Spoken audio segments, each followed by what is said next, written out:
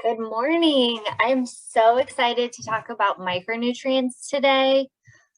You've all probably heard of macronutrients because they get a lot more attention than micro do, but micronutrients are very important for your overall health. So our objectives today are understanding what micronutrients are, what ones we need each day, foods that you can get vitamins and minerals from, and then the different relationships between micronutrients.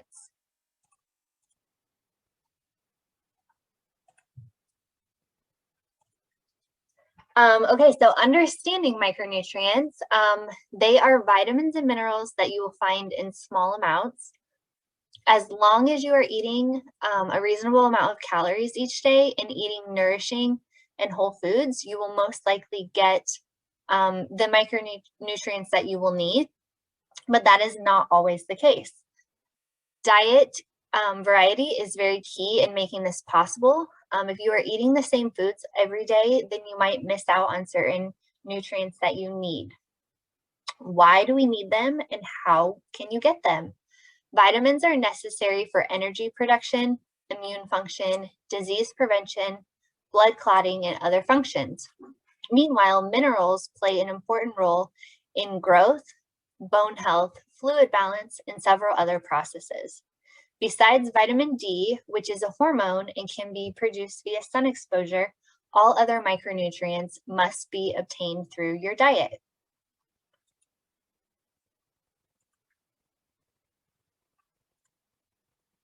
So what micronutrients do we need to have each day? Vitamin C, vitamin K, vitamin A, vitamin D, B complex vitamins, choline, and vitamin E. And for minerals, you need magnesium, calcium, iron, copper, selenium, iodine, potassium, sodium, and zinc. I know that this is a lot to take in, but we will send this out so that you'll be able to refer back to it and see it if you're questioning which ones you're getting and which ones you need. So now we will talk about vitamin-rich foods.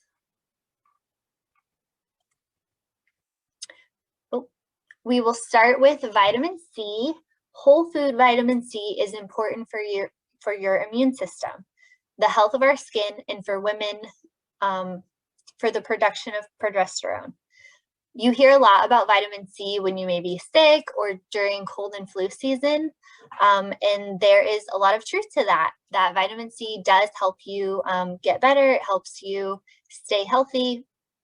And some of the main sources for vitamin C are citrus, like oranges, lemons, grapefruits, bell peppers, strawberries, Brussels sprouts, potatoes, guava, pineapple, kiwi, papaya, and tomatoes. If you are taking vitamin C supplements, a lot of times it will say ascorbic acid on the label, which is actually only a component of vitamin C and not the same as whole vitamin C, which is why it's ideal to get it from food sources rather than supplementation. The next one would be vitamin K. It is needed for appropriate blood clotting, bone metabolism, and regulating blood calcium levels. The best sources are leafy greens like spinach and kale, and these are best cooked in fats because they contain fat-soluble vitamins. So it's still good to eat them raw, but your body will absorb more of the nutrients if they're cooked. Also high-quality dairy, such as butter, cheese, and whole milk. And with dairy products, the quality definitely matters, and grass-fed is best because they contain more nutrients. Next, we have vitamin A. Vitamin A is important for normal vision, the immune system, and reproduction. Vitamin A also helps the heart, lungs, kidneys, and other organs work properly. Sources for vitamin A would be carrots, sweet potatoes, eggs, liver from beef, bison, or elk, cantaloupe, and animal-based vitamin A, which is retinol, is better and different from vitamin A, beta carotene, which is found in plants. Our body prefers vitamin A through animal sources, and it's easier to digest.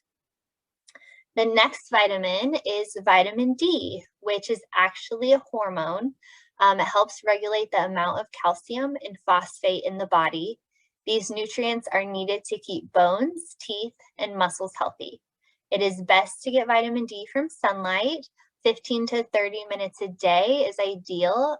The best time for this would be early in the morning or in the afternoon when the sun is not at its brightest to prevent burning. Other good sources of vitamin D through food would be eggs, mushrooms, fatty fish like salmon or liver.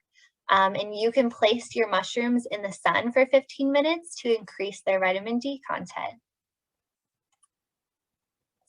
B vitamins is next. They have a direct impact on your energy levels, brain function, and cell metabolism.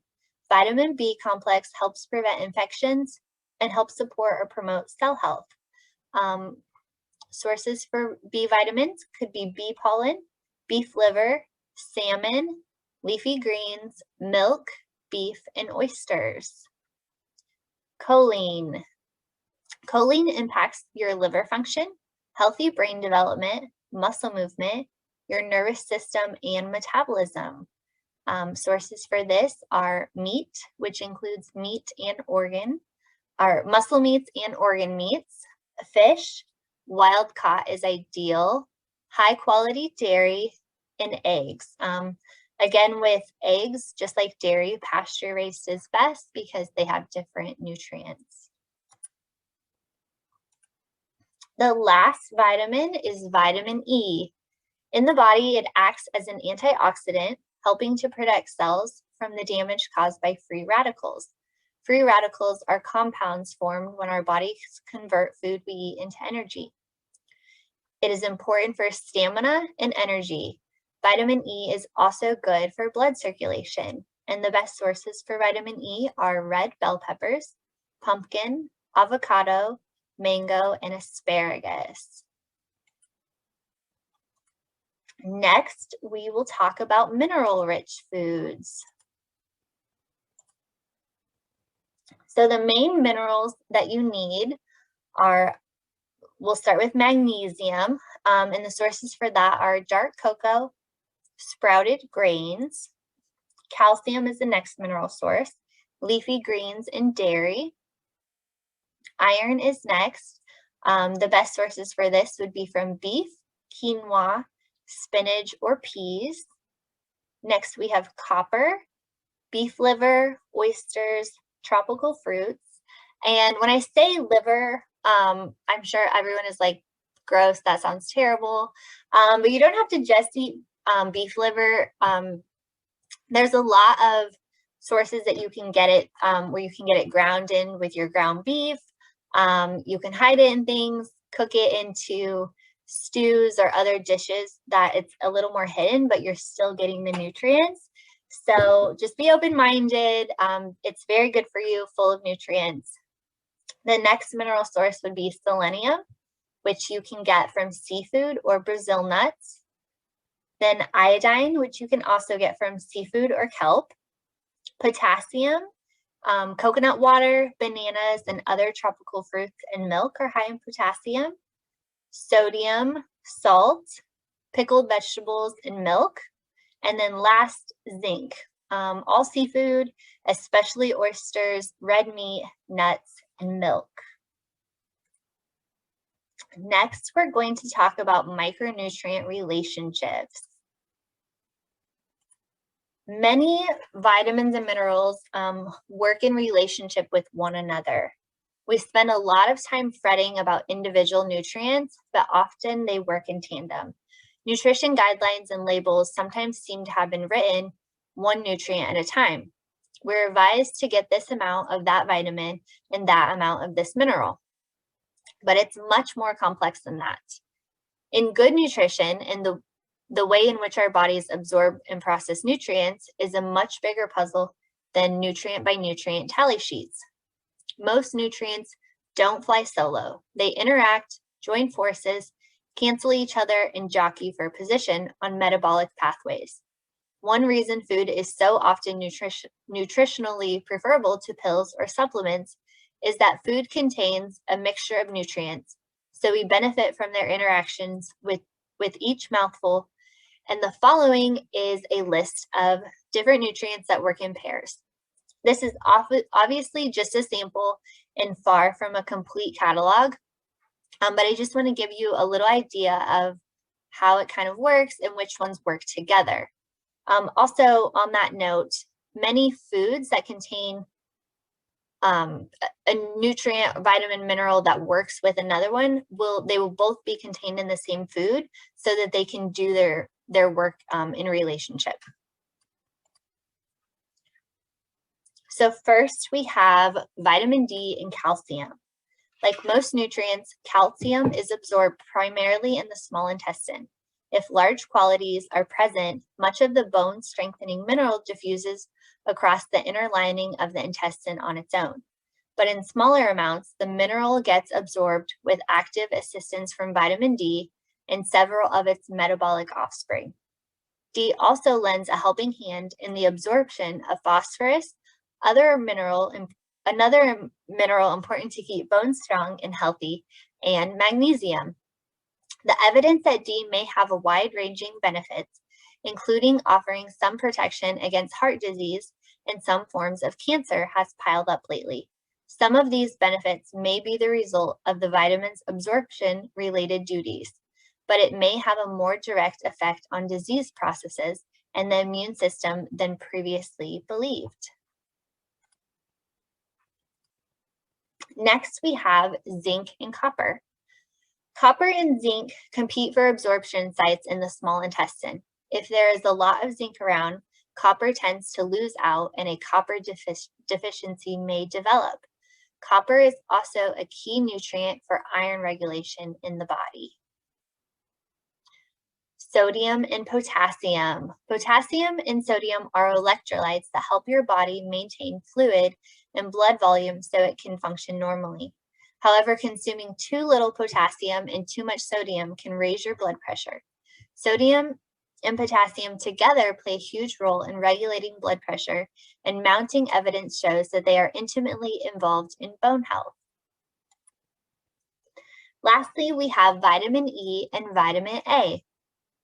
Vitamin E enhances vitamin A intestinal absorption at medium to high concentrations of up to 40%. Vitamin A and E together lead to increased antioxidant capabilities, protect against some forms of cancer, and support a healthier gut. They work synergistically to prevent or support obesity, metabolic syndrome, inflammation, immune response, brain health, and hearing loss.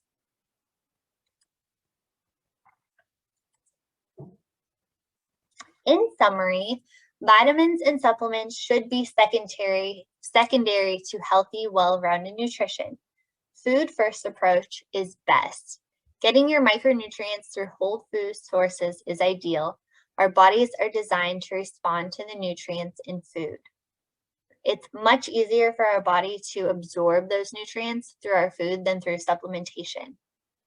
Good nutrition and the way in which our bodies absorb and process nutrients is a much bigger puzzle than a nutrient by nutrient tally sheet suggests. Most nutrients don't fly solo. They interact, join forces, cancel each other, jockey for position on metabolic pathways. One reason food is so often nutritionally preferable to pills or supplements is that food contains a mixture of nutrients, so we benefit from their interactions with each mouthful. Does anybody have any questions?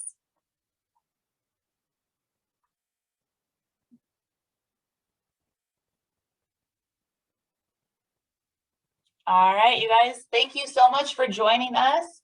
And make sure you join us next week too as well, where we're going to talk about nutrition labels and what you can look for on those processed foods. And we're going to talk more in depth about macro and micronutrients because that's what we find on those nutrition labels. So thank you for joining us, and we'll see you next time.